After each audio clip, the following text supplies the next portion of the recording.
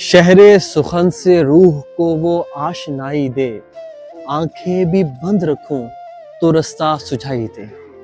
مقناطیسی کشش کی حامل باوقار شاعرہ پروین شاکر کی آج 31ویں برسی ہے، جن کے بارے میں کہا جاتا ہے وہ بات کرتی تو باتوں سے پھول جھڑتے، جب لکھتی تو الفاظوں سے خوشبو آتی۔ لہجہ ایسا نرم، شائستہ، نغمگی والا کہ جو سنے تو دادیر سنتا رہے۔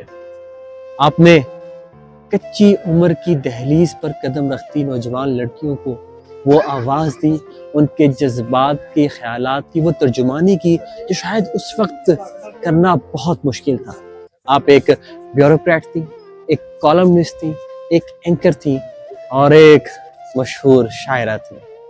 آج آپ کو خراج تحسین پیش کرنے کے لیے یہاں پر دعائیہ تقریب کا انعقاد بھی کیا گیا، تو میں انہی کے اشعار آپ کی خدمت میں پیش کروں گا۔ وہ کہتی ہیں، کو بکو پھیل گئی بات شناسائی کی، اس نے خوشبو کی طرح میری پذیرائی کی، کیسے کہہ دوں اس نے چھوڑ دیا ہے مجھ کو، بات تو سچ ہے مگر بات ہے رسوائی کی، وہ کہیں بھی گیا لوٹا تو میرے پاس آیا، بس یہی ایک بات ہے اچھی میرے ہر چائی کی، بس یہی ہے ایک بات اچھی میرے ہر چائی کی۔